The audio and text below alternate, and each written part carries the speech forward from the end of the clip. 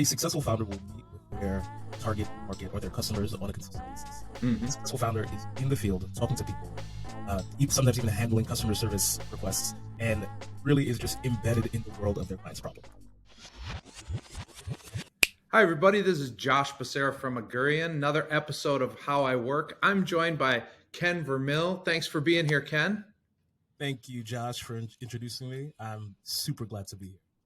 Yeah, so a little background on Ken. He's the CEO of Vermilion Sky, a mobile and app development company that helps startups and enterprises build products that people love to use. I think our listeners are going to love this conversation because we're going to get into like what it takes to build SaaS and, like what are some of the mistakes and things. But before we get into some of those questions, why don't you just tell listeners a little bit about your background, what attracted you to kind of computer science and the path you took to get to where you are today? Awesome. Thank you for that, Josh. So essentially, when I was 5 years old, my mom bought me a Nintendo. It's the original Super Mario Nintendo with Duck Hunt. And as a 5-year-old, I figured out how to put it together, how to plug everything in, and make everything work. I couldn't beat Super Mario because I was, again, 5, but yeah. I enjoyed the process of playing games. Fast forward many, many years, I am in pre-med, deciding to become a doctor. I'm sitting in a barbershop and I'm like thinking like, is this really what I want to do? And there was a magazine like for a video game school, like, hey, make video games and it'll be awesome and it'll change your life. Yeah. So I decided after like the most boring DNA lab ever, like what I mean, I remember we spent a week reading about the DNA, and I was like, wow, this is amazing, this is so fascinating. And then it was time to actually do it, and it was such a big letdown. I just said, you know what, I'm just gonna not. I can't do it. I can't do it anymore. Yeah, I just ended up saying, look, I'll go into psychology or whatever. But that's not what ended up happening. I ended up going to that video game school, Full Sail University, and I started on my path to making video games. Mm-hmm. During the time, I realized that the video game industry was not treating their employees amazingly, and I essentially decided to start a company of my own, making video games on my own for clients. Nice. We made a couple of video games, and then we realized that a lot of our clients were asking for websites to market their video game. And then from there, some clients asked, hey, do you make mobile games? And it's pretty much the same thing to use. We were using the same software to build video games as they use for mobile games, and we started doing that. And then from there, people started asking us for mobile applications, and then we ended up pretty much doing all of those things. So we did mobile games, mobile apps, and web applications. And what ended up happening was we started to see like a trend of people coming in, having a super awesome idea. We had the technical expertise to build it. There was essentially nothing that we couldn't do that wasn't prohibited by the platform. And a year or two after we launched, we helped them do everything. Their product would not be around anymore because their business failed. Sure. So we spent a little bit of time thinking back, like, we worked on all these projects, and some people were spending $50,000, $100,000, $200,000 on building something, and that end up not working. Exactly, it didn't work, right? And it was nothing on the technical side of things. And we started to think like, okay, well, like, what is the process of building a business that actually works, right? And essentially they were kind of putting the cart before the horse by saying, I have this awesome idea. I want to build this thing. And they didn't really have an audience. They didn't have a following. And they would launch kind of just to the abyss or to the App Store. Build it and they will come. Yes. And so we thought the same thing, right? Because, we're not coming from the business world. We were artists, developers, uh, data scientists before it was cool. Yeah. Uh, and the what we started seeing was if you don't have an audience, if you don't have people who are really excited about your product, you're going to spend a lot of money and then nothing is going to happen. Yeah. So I do that's think I do think that founders kind of get themselves into that mindset of like we just need to build stuff, and then if people aren't using it, we just need to build more features because that's what the problem is. And I do think that it has a lot more to do with like your audience and figuring out like what they actually want and need. I know that you are a big believer in like the lean canvas, right? And I think that's like one of the ways that you can help founders like understand their business concept. And so, do you want to tell the listeners a little bit about lean canvas, maybe some of its benefits and why you take founders through that? absolutely, yeah. Every time we bring on a new client, we need to understand what their strategy, what their overall strategy is. Everybody from the designers to the developers need to understand it, mainly because there are just micro decisions that happen on a day-to-day basis that if we Yeah. don't know what the long-term strategy is, we're going to make the wrong decision. So what the lean canvas does, it's a one page business plan, and it essentially allows us to figure out who the target market is, figure out your revenue source, the channels that you're going to sell through, and it brings it together all in one place. Mm-hmm. We do an exercise in where we sit down with our founders, and actually sometimes, a lot of the times, this works with established companies, and where we say, okay, you want to build this product, great. Here's the lean canvas. Let's go through all of these pieces, and what it does is make it starts to make ideas concrete. So Yeah. they might have like an idea of, oh yeah, we're gonna sell it to this audience because they generally like it, right? Right. But if they don't actually know, like, okay, well, how old is this person? You know, where would they find you? What communities are they on? How are you going to even get this product into their hands? Is the cost of change too much? All this Yep. stuff kind of gets covered in that process. And there's been plenty of times we've deterred founders from building something, even though it would work out for us, right? But we've Right. deterred them from building something that would not work. And instead Yeah. we help them pivot to something that might not necessarily be what they wanted to build, but something that their audience wants.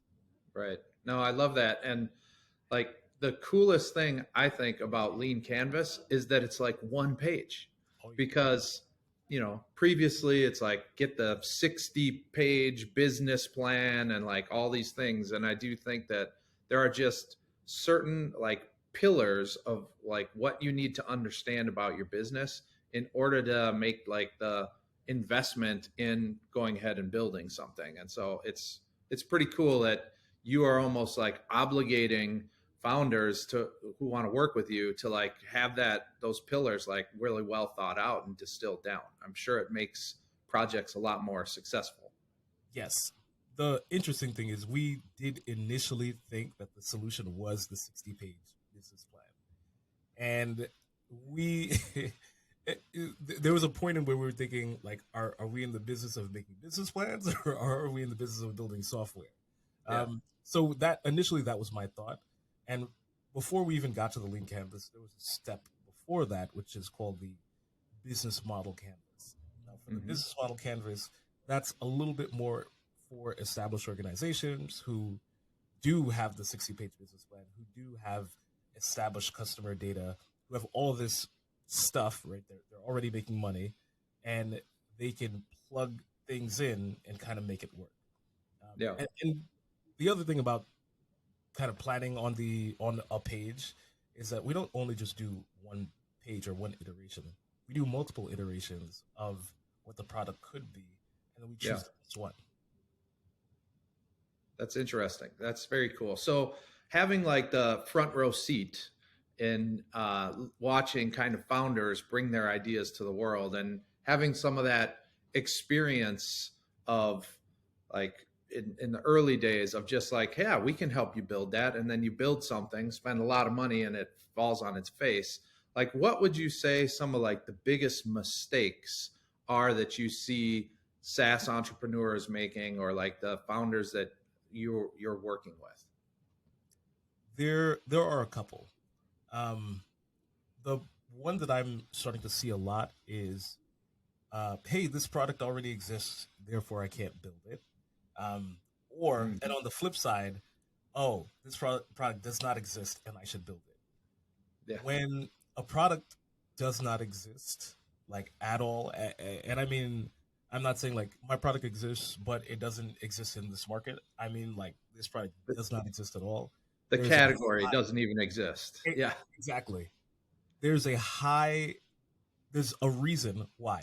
It's either it's not feasible, it doesn't make money, or it is a little bit impossible. Um, Mhm. and because of that, people will build something. They'll just go into building something that doesn't exist and it doesn't work, and they're they're kind of just throwing money. And there are times in where it does work, but there are also times in where it just fails. Now, on Yeah. the flip side, a founder choosing not to build something because it already does exist, they they see a competitor, or as they're building their product, they're trying to like pivot and tweak their product to match this product that's about to come out. To be honest, you should just ignore that the competitors Yeah. exist and really focus on the problems of your customers.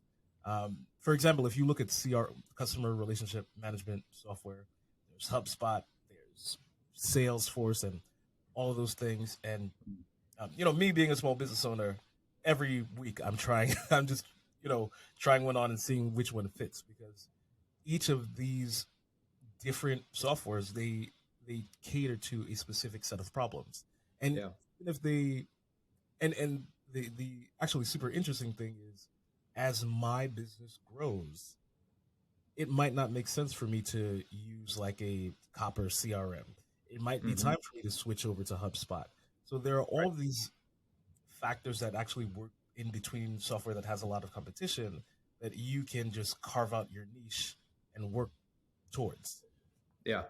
Yeah. One of my favorite examples is like jet.com, who a lot of people don't have never even heard of or whatever. But like basically they replicated what Amazon was doing when Amazon was only like doing books and selling other things online. You know, Amazon obviously has its hands in a lot of different parts of tech these days, but they like took what Amazon was doing, and they replicated it, and they became like the second best to Amazon from a long way away. But then they got acquired by Walmart, right? So it's like, you know, it's not bad to be second best at times, right? Yeah, So, not at all. so we've talked about kind of the mistakes, right? Like not building something because it's already exists, or building some new category that like, man, you're gonna have to really hustle to get people to even like hear you, and talk and understand what you're doing.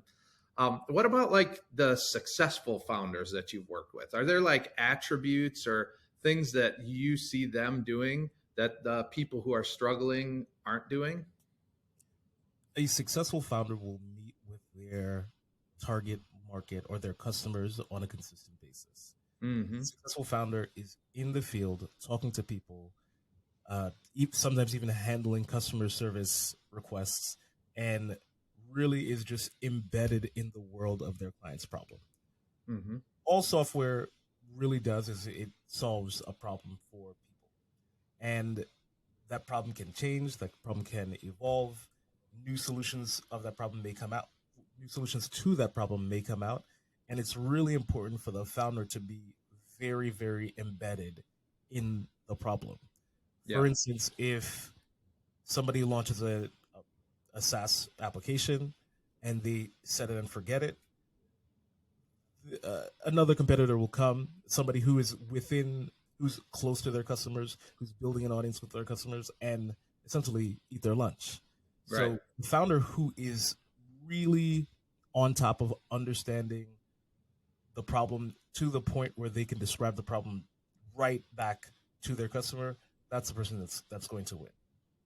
A Yeah. lot of this time, a lot of the times, it does involve like sitting down with people, going to trade shows, doing all of the kind of hustler founder stuff, even giving Hmm. talks and appearing on podcasts. All of these Yeah. things allow a founder to be really, really excellent. And it also makes my job easier because that means I don't have to do that for them. Yeah. No, that's great. And I think that like there's a lot of people who default to, well, we're building software as a service. And so what we need to do is figure out like what is our cost per acquisition and how is it that we're going to be able to like build something that scales. And so they're so focused on like creating these like campaigns and outreach, and like that's how they think that they're going to like be able to hit their goals. But what I hear you saying, and I think it's very true, is while you might need to do some of those things, the real key to success is being belly to belly with your customer, understanding exactly what are their wants and needs are, and building to help them like fulfill those things. Yeah, So I love the distinction there. absolutely. I like belly to belly because yeah, that's exactly what needs to happen. And eventually, the founder would not have to do that. Eventually, you hire somebody who is um, doing that on the day to day, Yep. but that person reports to you, and that person lets you know, hey, uh, Chat GPT 4 just released, right? We need to we have to figure out, why are people using it and why are people excited about it, right?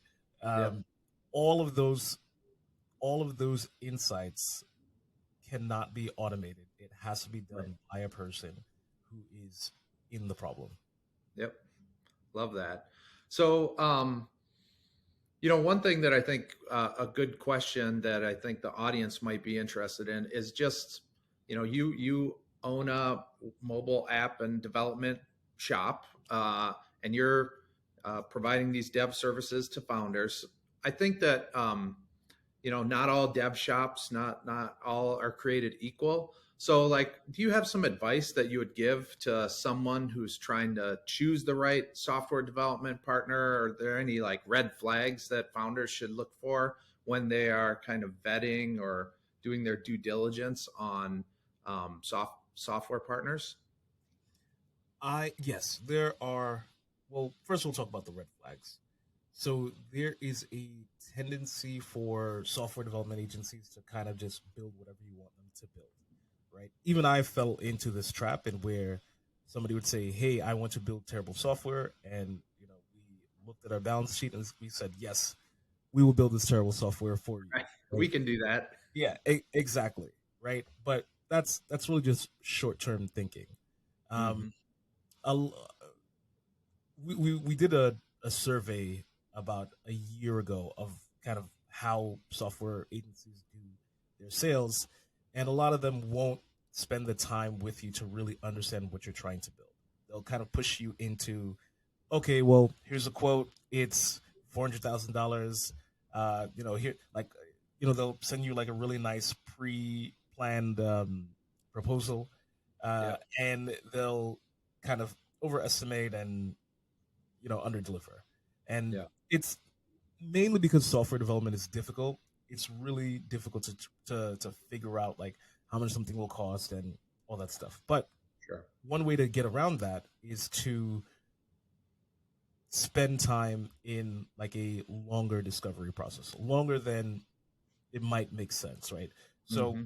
if you do like a 2 to 4 week discovery process, in where if they're willing to do a 2 to 4 week discovery process, in where they're understanding who you are, understanding who your customer is, working with you to make sure that you are going to get a return on your investment. Um, Yeah. that is, and if they choose not to do that, then that's a red flag. Right. So don't like jump into these decisions and make them pretty lightly. Yes, you could look at portfolios, but what I've found is that a founders will come in and say, "Have you built something like this? Right? Have you built something exactly like what I want to build?" Yeah. And generally speaking, 80% of software is just the same. And so if you like someone, if somebody says, "Hey, we built something and we could build the same thing like in a couple of minutes for you," not a couple of minutes, but in like 2 or 3 weeks for you, that's a red flag because Yeah. one, they've kind of seen that they've built something similar, and they're gonna want to sell you on that very quickly. Um, on the positive side, uh, an agency that will spend time with you, that's good. An agency that also has a focus on technical expertise, uh, Mm-hmm. because right now you can hire somebody and they'll be okay, right? Um, but they might not do what we do, which is integrated and automated tests. We focus on making sure that the code is clean. We Yeah. practice architecture, clean code, and what that means is that our developers are able to write code. Our developers are able to expend less time and energy to get things done because we spend Right. time testing and refining and tweaking and making it so that as we build, we're not building spaghetti code along the way. We're building code that you can build upon. We also have a Yeah. bunch The of plugins to make it scale, quicker. right? Yes, Like I feel like a piece of this is like, yeah, not only do you need to be comfortable with like who you're working with, understand their technical capabilities, um, make sure that like they are building something so that it could potentially scale, not something that like would have to get completely refactored a year from now because you got 1,000 users and now your Amazon Web Services bill is like through the roof because like it's completely held together with duct tape on the back end, right? So like there are like decisions that if they're made correctly very early on, they're going to benefit you over the long term. absolutely. Yeah. And a note to that Amazon services build. There have been plenty of times that we've spoken to clients and they're like, "Yeah, my bill is $10,000," and we're like, Wow. "There's no reason why it should be $10,000 a month." Yeah. And we'll kind of look at the code and we'll look at exactly um, what's happening on the back end.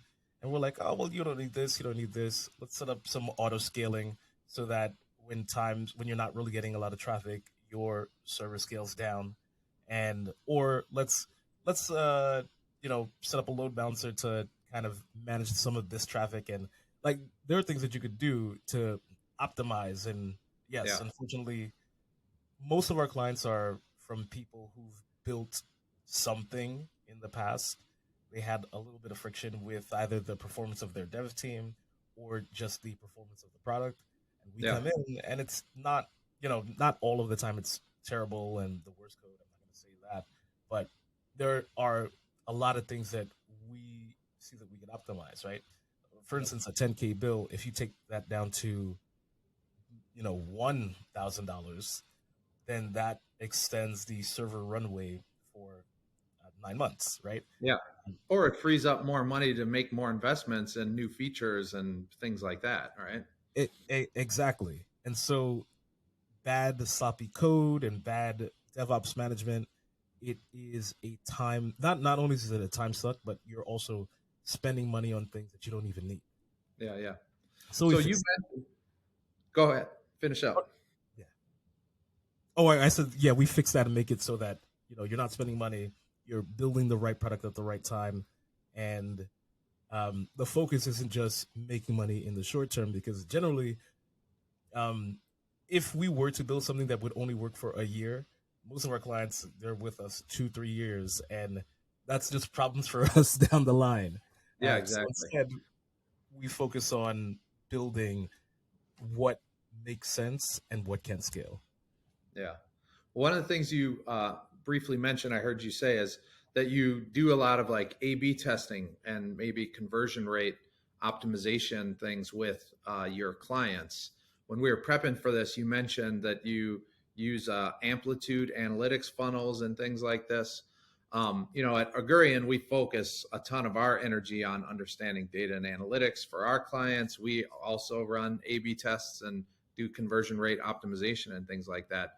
It was the first time I heard like web dev or app dev shop talk about doing A/B tests for their clients. Can you talk a little bit about why you do that? Like why you see it as being important? Yes, absolutely. So what we a lot of the times we'll bump heads with our clients. Mm, Bump heads in the sense of they'll tell us that they want to build something, and we might give them a little bit of pushback because, again, we want to build the right thing at the right time. yeah. So at the beginning of most projects, we figure out what is the shortest distance to extracting, or to getting a payment from the customer, whether Hmm. that be an in-app purchase or a subscription. We figure out like what are the steps to get there, and using Amplitude, we create funnels. So in the application, there are steps that a user will take, and then we look at those funnels and essentially try to optimize based off of that. So let's say download from the App Store, create an account, tap, an item, browse, add it to the cart, move forward, right? Yeah. Let's say that creating an account is detrimental to the conversion rate, right? So Right. we will A/B test. Hey, this 50% of users get the create account option. 50% of the users get no account creation option, and we'll look at the data and we'll tie real money to it, and then we'll see which one makes the most sense. Yeah. Generally, we don't want to run too many experiments at the same time because then things get muddled. But quarterly, we kind of determine what is a goal for the mobile app. Like, what is it that you want to fix? Do you want to increase revenue? Do you want to increase engagement? Do you just want to grow audience use? And so, once we figure out what that is, that's when we say, okay, here are the experiments that we're going to run. We're going to run one every 2 weeks. And then we're just going to iterate towards making sure that we hit that quarterly goal. And so, using Amplitude, using feature flags. So, feature flags allows us to say, to segment the audience based off of some, internally defined tags, and then ensuring that we're reviewing those analytics on a weekly basis, because Yeah. sometimes things go wrong. Sometimes by implementing a feature, you get like a steep drop, and we never want to see that. But really, we want to see a 10 or 20% increase, um, difference between our A/B tests, and then we decide what the best thing to do is based off of that data. Yeah. Yeah, I think it's super important. And to get like founders and entrepreneurs in this mindset that like you should always be testing, and that, if somebody has some idea that's different from yours, instead of being resistant to like trying that, you should kind of come at these projects with this, like, we should test that mindset. Like, okay, I don't necessarily think that might work, but let's go ahead and test it, and we'll see in the data like if it does or does not work. So it's really cool as a digital marketer and someone who's like always pushing our clients to have like this testing mindset, and trying to figure out like how is it that we can just get some of those incremental wins over time, through conversion rates and other things, that you're actually doing that like on the front end with your clients well before maybe they would ever engage with a marketing company like ours. So that's Yes. very cool. And the other thing is, it also makes the marketer's job easier. Yeah. Say, hey, we'd love to see analytics. Who's using the application? Who's the target customer? Who are the whale customers? The customers that spend the most money. Yeah. We can literally say, here you go, right here. Here's everything. It's all in Amplitude. We've set everything up.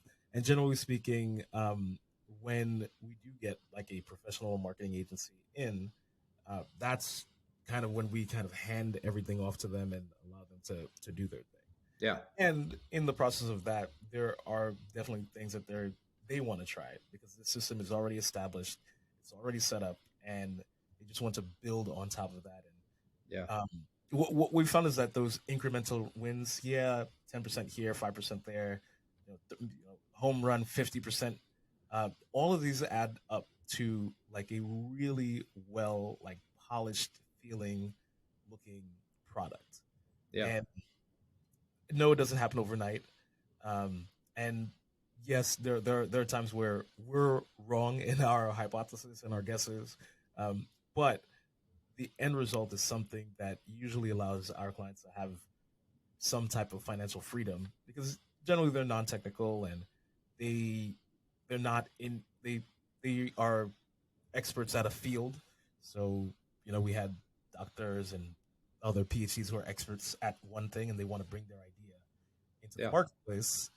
And so by allowing them to either supplement their income or, expand their income significantly, it's always a good feeling to see how these small tweaks and changes allow the ultimate big success story of seeing where they are. Yeah, yeah. No, testing mindset is so important in entrepreneurship, in marketing, in building software. So it's really cool that like we've got that alignment here. So Ken, this has been an awesome conversation. I have one last question that I'd love to just ask all my guests. And it's basically like, are there any books or podcasts or thought leaders that are influencing you today? And if so, why? Who and why? What am I reading? I'm reading this book called it's called Hyperion.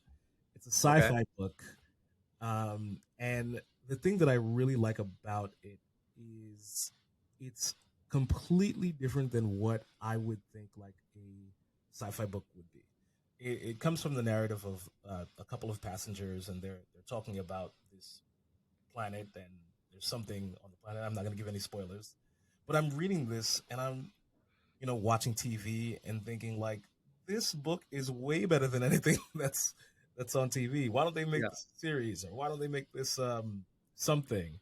Yeah. And so it kind of puts me in like the sense of yes, it might be that TV and movies and things are kind of mushing together and everything is like a Marvel thing, but there is still like content in media that you can consume for entertainment that's outside of that sphere. Yeah. And you know, it I really just think, inspires me yeah, to like keep moving forward. what you're talking about is like your own kind of imagination of what this world could look like can be so much more vibrant than like anything that Netflix could probably produce, right? And it's kind of Absolutely. your own.